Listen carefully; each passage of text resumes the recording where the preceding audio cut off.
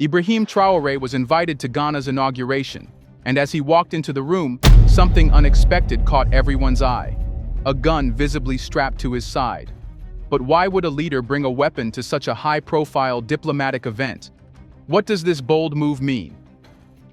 It's a major moment, and this isn't something you see every day. When leaders attend big events, guns are usually hidden away or completely absent. So, what's going on here? Why would Traoré choose this moment to make such a public statement? Here, we would like to take a moment and thank you for supporting us and being a valued part of our strong community. And if you are not yet a member, we encourage you to join us and help build an even stronger community together. Let's get started.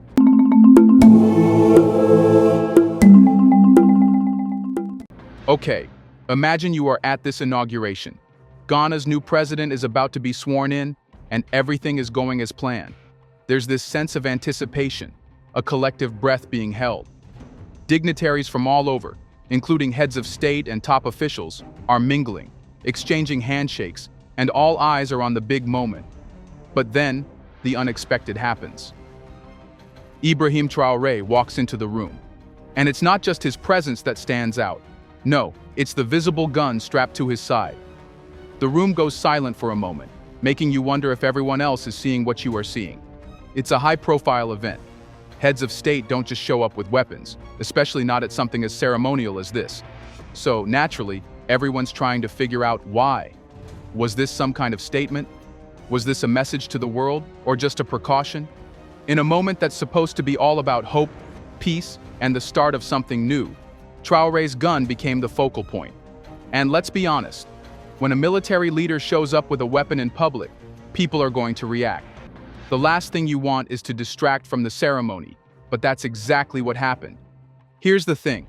While a gun at a diplomatic event isn't necessarily common, it's not impossible either. But why bring it out for everyone to see? It wasn't tucked under a jacket or concealed, it was out in the open, fully visible for anyone to notice. So, what does this mean? Is it a sign of authority? A symbol of strength? Or perhaps is it a reflection of the personal and political challenges Traoré faces in his own country? We can't just brush this off. It's more than just an accessory. It's a key part of this larger story. And if we are going to understand the impact of this moment, we need to figure out why Traoré made this choice. Initially, it might seem like a simple answer. He's protecting himself, right? The guy's a military leader. He's been through a lot, and security in West Africa isn't exactly a walk in the park. Sure, that makes sense on the surface. But here's the thing. There's more to it than just protecting himself. Traoré wasn't walking into a random gathering. He was entering a diplomatic, high-profile event. And while he may have needed some level of protection, the choice to display the weapon so openly, that's intentional. We have to remember that showing the gun wasn't necessary for his protection in the traditional sense. He wasn't in a war zone, and Ghana isn't known for being a particularly dangerous place for visitors. So why go for the display? Why not just leave it out of sight, as most leaders do? By choosing to visibly carry a weapon, Traoré was likely trying to send a message. Leaders aren't just political figures, they are symbols. Symbols of power, authority, and sometimes defiance. Traoré's military background means he doesn't view his role like a civilian politician might. He comes from a world where strength is often demonstrated, not just in words, but in actions. And walking into this event with a visible weapon, it's a way of saying, I'm here, I'm in control, and I'm not scared. But the thing is, it wasn't just about showing power, it was about showing control. His gun wasn't just a tool for protection, it was a deliberate choice, a power move in a world where image often means more than the actual weapon itself. And that brings us to the next big question. Is this normal for leaders? Here's a reminder to please like and share the video and subscribe to our channel to watch more videos on Black culture, history, civilization, and identity. Let's continue now. Let's be real here for a minute. When was the last time you saw a head of state, any head of state, walk into a public high-profile event with a visible weapon? Probably never. It's just not the norm. And when you think about it, it really shouldn't be. Public appearances are meant to project calm, peace, and unity. Diplomatic events, especially inaugurations, are all about promoting these ideas of togetherness and cooperation. Guns in this context don't exactly scream unity, do they? So, Traoré's decision to carry the weapon openly was pretty bold. It stood out and didn't exactly fit with the traditional image that's expected at such an event. Leaders are supposed to be calm, composed, and focused on building trust. A gun in plain sight, especially at an event meant to celebrate a peaceful transition of power, can make people uneasy. It can make the atmosphere tense. Why would a leader like Traoré break away from the norm? Well, the answer lies in his background. Traoré isn't your typical leader. He's a military man, and his rise to power has been anything but conventional. For him, carrying a gun isn't just about personal security. It's about making a statement. It's about showing that he's still the one in charge. And when you come from a place like Burkina Faso, where political instability is a real issue, showing that kind of strength can be a way to remind both your supporters and your enemies that you are not going anywhere. Now, let's talk about the reactions. You know as well as we do that when something unexpected happens, people react. Sometimes positively, sometimes not so much. Some people at the inauguration might have seen the gun and thought, okay, this guy means business. He's not afraid to defend himself. They might have seen it as a sign of strength, even confidence. For someone like Traoré, whose leadership is tied to military might, this kind of move could reinforce his image as a strong and decisive figure. But, and this is important, there's always another side to the story. Many people probably looked at Traoré and thought, what's going on here? This is supposed to be a celebration, a peaceful event. Why is this guy walking in with a display gun? For some, it may have been unsettling. They might have seen it as a sign of insecurity or fear rather than strength. After all, this wasn't a battlefield. This was an inauguration, a ceremony to celebrate peace and democracy. And when you throw a weapon into the mix, it can feel like a threat. So people's reactions were mixed. And that's where it gets interesting. This moment wasn't just about Traoré. It was about what that weapon represented. His strength, his fear, and perhaps most importantly, the relationship between Burkina Faso and Ghana. Was this a security risk? Think about it. Whenever a weapon enters a public space, it's a risk. Whether it's for self-defense or something else, the presence of a firearm raises the stakes. In a situation like this, where world leaders are gathered in one room, there's no room for mistakes. A visible weapon can shift the entire tone of an event, especially one that's supposed to be about diplomacy and peace. Now sure, it's possible that Traoré didn't think much of it. He probably just thought it was part of his safety routine. But the question is, did it put others at risk? What if someone else at the event didn't react well to seeing that gun? What if it triggered something unexpected, something dangerous? And let's not forget about the bigger picture. Shouldn't Ghana, as the host country, have ensured that no leader would feel the need to bring a weapon to such an event? Isn't the whole point of diplomacy to make sure people feel safe? Ghana is known for its stability. So why would a leader from a neighboring country feel the need to take matters into his own hands like this? What does this say about Ghana's security? Ghana has always been seen as a beacon of stability in West Africa. People look to it as one of the more peaceful nations in the region, especially given the surrounding instability. So, suppose a leader like Traoré, who's been through political upheaval and military conflict in his own country, feels the need to openly carry a weapon at an event hosted by Ghana. In that case, that says something about the state of security. Think about it. Ghana is supposed to be one of the most secure countries in the region. It's got a reputation for being stable and politically calm. So, if a visiting leader doesn't feel like the security measures in place are enough to protect him, that could be a major red flag. Why would Traoré, someone who's led through a military coup, feel the need to bring a visible firearm into a diplomatic space? If Ghana's security was really solid, wouldn't he have felt comfortable enough to leave the weapon behind? This incident doesn't just reflect Traoré's actions, it also shines a light on how Ghana is handling security for high-profile events. This isn't just about one man and his decision to carry a gun, it's about the wider implications for the host country's ability to provide safety, especially when important foreign leaders are involved. For Ghana, this could be a moment of reflection. Did they miss something? Could this have been avoided with better precautions? Or does it suggest that they are even feeling the pressure of the current geopolitical climate? It's also important to ask what this means for future diplomatic events.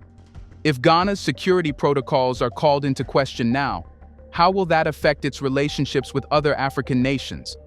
Could this alter how leaders view Ghana as a stable country for hosting such events in the future? There's a lot more at stake than just one leader carrying a weapon. It's about the image of Ghana as a whole. Now that we have talked about the immediate security concerns, let's zoom out and look at the bigger picture. The relationship between Ghana and Burkina Faso has been anything but smooth in recent years. The two countries, while geographically close, have had their share of political and security tensions. Burkina Faso's political instability, including the military coup that brought Traoré to power, has had ripple effects in the region, and Ghana hasn't been immune to those tensions. So why would Traoré show up with a gun at such an important event in Ghana? Was it a simple matter of personal security, or does it speak to something deeper? Could the gun be a symbolic act?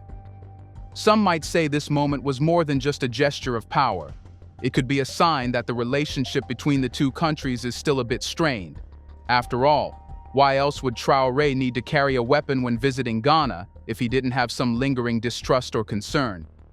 This incident could be a reflection of the political complexities between Ghana and Burkina Faso.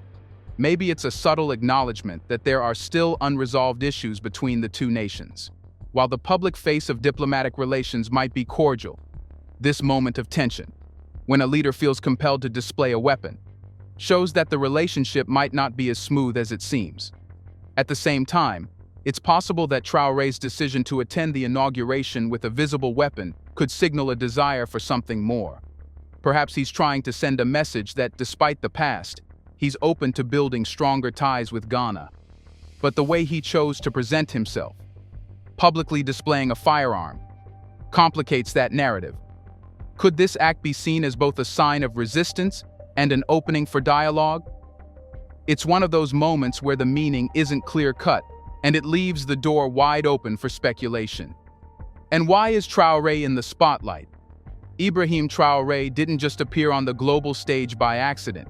His rise to power has been anything but ordinary. As a military leader, he took control of Burkina Faso after a coup, and his leadership has been tested by internal strife, military conflict, and external pressures. For someone like Traoré, who's used to navigating a world of military strategy and leadership in a turbulent country, every move he makes is scrutinized. So, why is Traoré in the spotlight? Well, the answer lies in how he has shaped his public persona. Every action and every decision he makes speaks volumes about how he wants to be seen on the world stage. His decision to carry a visible gun into a diplomatic event wasn't just about personal safety.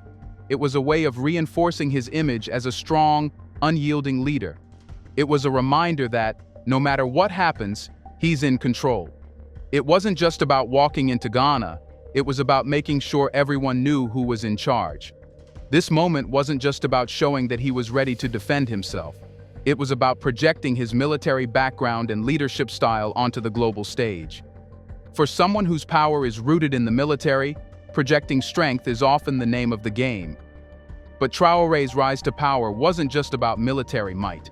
It's about how he navigates the political landscape while holding on to that power. Every decision he makes is part of that larger story, and carrying a gun at an international event? It's part of his ongoing narrative of resilience and authority. But this moment also asks another question. Is Traoré's leadership style a response to the challenges he faces in Burkina Faso? Or is it more about his desire to show the world that he's not afraid? Either way, it keeps him in the spotlight, making sure people are paying attention to every move he makes. And it raises even bigger questions about the role of military leaders in modern diplomacy. At the end of the day, we need to ask the big question: was this all about power? Traoré's decision to carry a visible weapon wasn't just a casual choice, it was a deliberate act, a calculated move.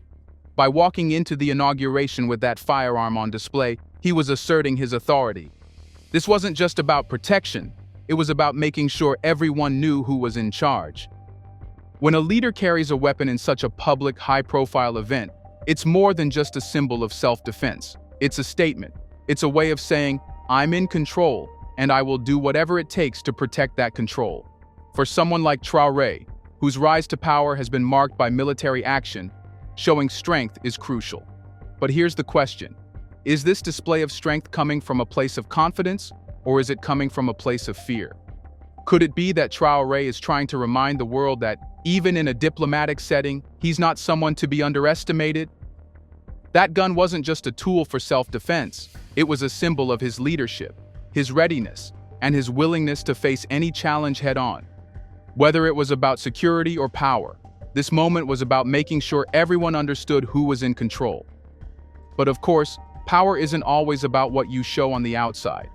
It's also about the decisions you make, the alliances you build, and the messages you send. So, could Traoré's actions have been a calculated move to ensure that his leadership was not questioned, both within Burkina Faso and on the international stage?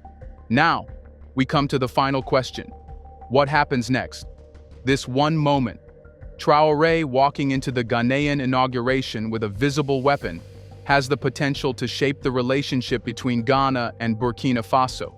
Will this incident bring the two countries closer together, or will it deepen the existing tension? The truth is, no one can predict the future.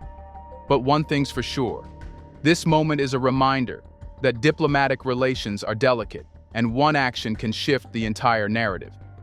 Will the two nations find common ground? Or will this act of defiance signal that the road to peace and cooperation is a lot longer than anyone expected? In the end, this incident is a symbol of the complicated political dynamics at play in West Africa. What Traoré did might have been a way of asserting power, but it's also a reminder that things are never as simple as they seem. Whether it leads to improved relations or continued tension, this moment is one that will leave its mark on both countries, and on the world's perception of them. Why do you think Traoré was carrying a gun? We leave it up to you to decide. Let us know in the comments section. Do you think it was not a big deal? Do you want to watch more videos like this one? If so, subscribe to our channel and press the bell icon next to it. We have decided to bring videos on something nobody talks about: the Black culture, civilization, history, and evidence about how glorious Blacks have been. Thanks for watching, and until the next video, stay tuned.